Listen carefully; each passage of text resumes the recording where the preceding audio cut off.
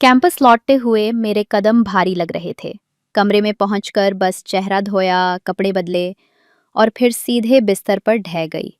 नींद जैसे आंखों पर जबरदस्ती हावी हो गई। शाम ढल चुकी थी। आंख खुली तो कमरे में हल्की सी अंधेरा और टेबल पर रखा मोबाइल चमक रहा था। एक मिस कॉल स्वामी का। मैंने स्क्रीन कुछ पल तक देखा, फिर फोन उल्टा रख दिया, क्योंकि मैं जानती थी वो क्या पूछेंगे। और उस सवाल का अच्छा जवाब मेरे पास नहीं था। सच यही था, मैं खुद यकीन कर चुकी थी कि मैं इंटरव्यू फेल हो गई हूँ। अगले दिन दोपहर की धूप ढलने लगी थी। लेक्चर खत्म कर मैं सीढ़ियाँ उतर रही थी, तभी सामने सरप्राइज्ड अचानक स्वामी खड़े थे। मेरे कदम जैसे वहीं जम गए। उनके हाथ में एक छोटा सा गुलाबों का बुके था, चेहरे पर हल्की सी मुस्कान। कॉन्ग्रेचुलेशंस मीरा। उन्होंने बुके मेरी तरफ बढ़ाया।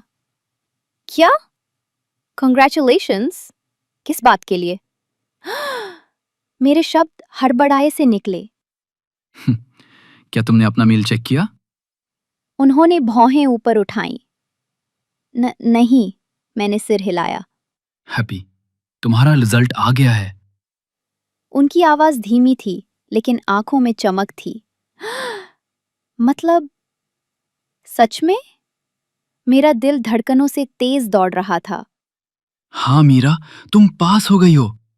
तुम भी ना बेवजह इतनी परेशान हो रही थी। फिर भी मुझे यकीन नहीं हो रहा था।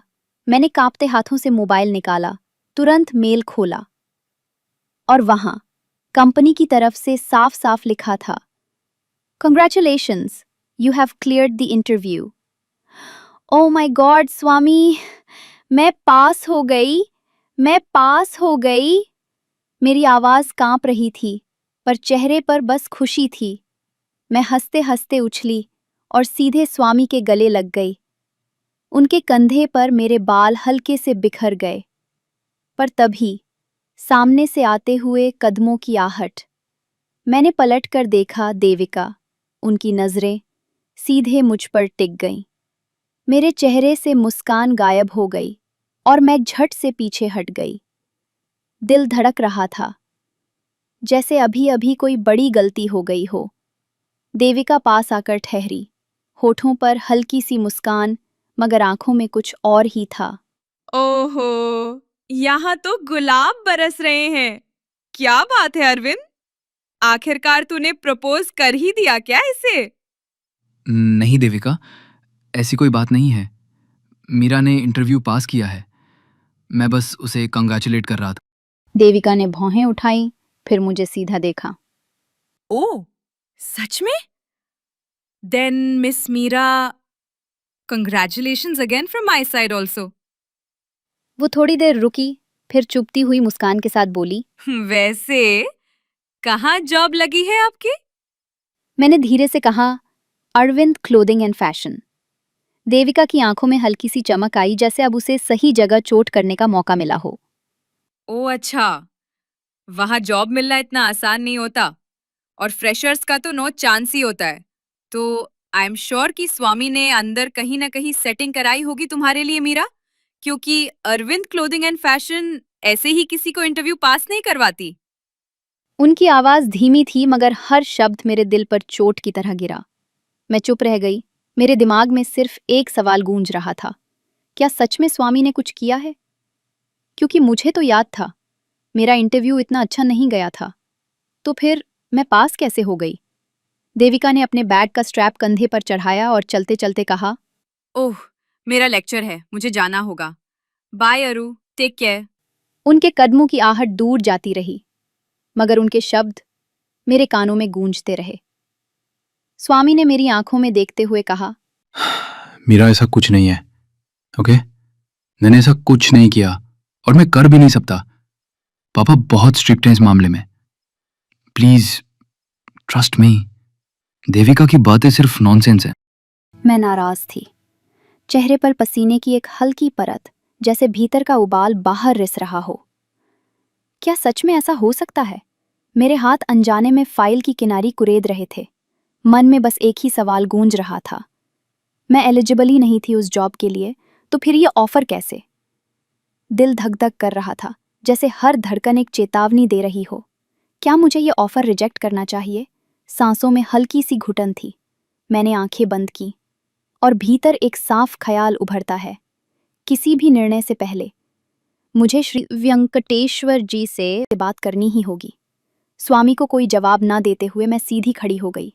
मेरे कदमों की आहट टाइल्स पर गूंजने लगी, जैसे हर कदम ये तय कर रहा हो अब मुझे सच जानना ही पड़ेगा। मैं सीधा स्वामी के घर पहुंची। दरवाजा खुला तो एक पल के लिए हल्की सी घबराहट मेरे सीने में उतर आई।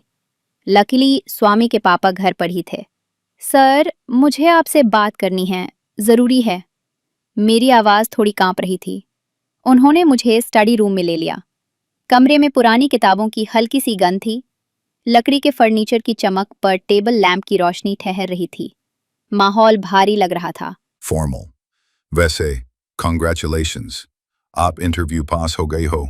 उनकी आवाज ठंडी और औपचारिक थी। मैंने गहरी सांस ली। जी, उसी बारे में बात करनी थी। सर, मेरा इंटरव्यू इतना खास नहीं गया था। सच कहूँ तो मैं 100% श्योर थी कि मैं फेल हो जाऊंगी। लेकिन फिर आपकी कंपनी से मेल आया, क्लियर द इंटरव्यू। पर कैसे? मुझे लग रहा है कोई टेक्निकल एरर हुआ होगा। क्या मैं अपना इवैल्यूएशन देख सकती हूँ? वो मेरी आंखों में सीधे देख रहे थे। तो आपको अपने इवैल्यूएशन पर डाउट है मीरा? जी हाँ सर, मुझे डर लग रहा है कि ये रिजल्ट बाकी एम्प्लॉयज़ के लिए सही नहीं है। आपकी कंपनी हमेशा इक्वलिटी की बात करती है, तो कहीं मेरा ये इवैल्यूएशन उन सारे एप्लीकेंट्स के साथ अन्याय तो नहीं? मैंने कांपते हाथों से अपनी दुपट्टे की किनारी मरोड़ी। क्या आप मुझे मेरा इवैल्यूएशन दिखा सकते हैं? थोड़ी देर सन्नाटा रहा। स्टडी रूम की घड़ी की टिक टिक साफ सुनाई दे रही थी। फिर उन्होंने कुर्सी पर सीधा बैठते हुए कहा, नहीं मिस मीरा, सीधे तो मैं ये नहीं कर सकता, मगर क्योंकि आप इतना इंसिस्ट कर रही हैं, मैं आपके सारे लिखित एग्जाम और वर्बल इंटरव्यू की इवैल्यूएशन खुद दोबारा जांचूंगा। अगर कहीं कोई गड़बड़ हुई होगी तो आपको मेल पर अपडेट कर दिया जाएगा। मेरे होंठों पर राहत की एक हल्की सांस निकली। Okay sir, thank you so much sir. जैसे ही मैं बाहर निकली, बरामदे की हवा थोड़ी भारी लगी। सामने ही स्वामी तेज कदमों से घर की ओर आते दिखे। चेहरे पर घबराहट, होठों से जल्दी जल्दी शब्द फिसल रहे थे। मीरा, आपने पापा से क्या बात की? उनकी आंखों में बेचैनी थी। मैंने बिना रुके नजरें घुमाई। अरे मीना, मुरली कहाँ है? आज तो दिखा ही नहीं मुझे। मीना मुस्कुराई। उसकी आंखों में चमक थी।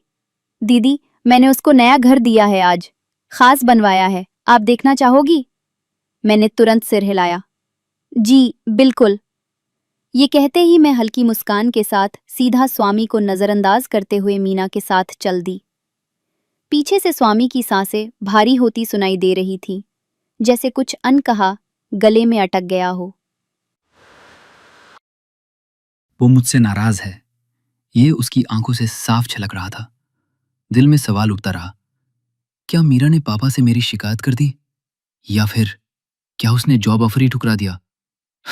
मैंने खुद को समझाया, चाहे जितनी भी कोशिश कर लूं, वो अब मुझे कुछ नहीं बताएगी। तो शायद सही यही होगा कि मैं पापा से ही पूछ लूं। मैं धीरे धीरे उनके स्टडी रूम में पहुंचा।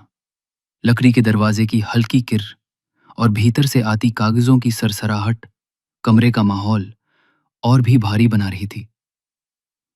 पापा! उन्होंने चश्मा थोड़ा नीचे किया और सिर उठाया। यस अरु, बोलो। वैसे तुम्हें मिस मीरा के फैमिली के बारे में कुछ पता है? मैंने हिचकिचाते हुए जवाब दिया, हाँ, थोड़ा सा। उनके पापा रिटायर्ड टीचर है, माँ हाउसवाइफ, दादाजी फ्रीडम फाइटर थे। घर में थोड़ी तंगी है, पर गुजारा हो जाता है।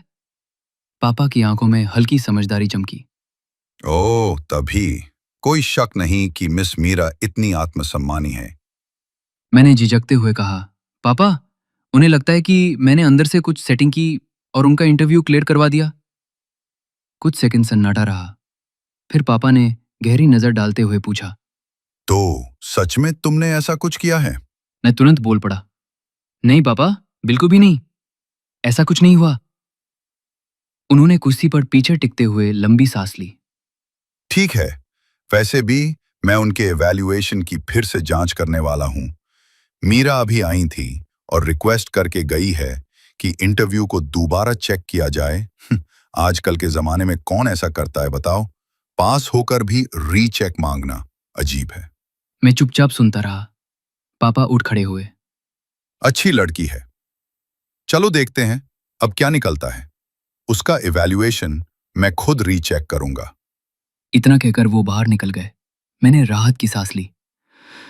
थैंक गॉड उसने बिना सोचे समझे जॉब रिजेक्ट नहीं किया, क्योंकि मैं दिल से चाहता हूं कि वो मेरे ऑफिस में काम करे। मैं खिड़की से बाहर देखता रहा। भले ही उसका डिपार्टमेंट अलग होगा, लेकिन कम से कम मेरी नजरों के सामने तो होगी। अगले ही दिन शाम को मुझे ऑफिस के असिस्टेंट से खबर मिली। पापा ने एचआर को बुला के सिर्फ मीरा ही नहीं बल्कि हर एक एप्लीकेंट के इवैल्यूएशन खुद से रीचेक किए थे। यहां तक कि सारे सीसीटीवी फुटेज भी देख डाले। मेरे दिल की धड़कन जैसे अचानक थम सी गई। इसका मतलब वेटिंग रूम में जब मैं मीरा का हौसला बढ़ा रहा था, वो भी पापा ने देख लिया होगा। शिट, मैंने मन ही मन सोचा। अब ना जाने वो मेरे बारे में क्या सोच रहे होंगे। अगर उन्होंने मुझसे कुछ पूछा तो मैं क्या जवाब दूंगा? क्योंकि सच कहूं तो मैं खुद अपनी फीलिंग्स को लेके पक्का नहीं हूं। लेकिन फिर मैंने गहरी सांस ली। ठीक है, जो भी होगा देखा जाएगा। मैंने उस बात पर ज्यादा ध्यान नहीं दिया। 2 दिन हो चुके थे और मेरी मीरा से कोई बातचीत नहीं हुई थी। शायद वो जानबूझ के मुझे अवॉइड कर रही थी। उसे अब भी यही लगता होगा कि मैंने उसके इंटरव्यू इवैल्यूएशन में कोई गड़बड़ की है। लेकिन मुझे पूरा यकीन है कि उसे सच्चाई पता चलेगी, वो खुद मेरे पास आएगी। और मैं बस उसी पल का इंतजार कर रहा हूं।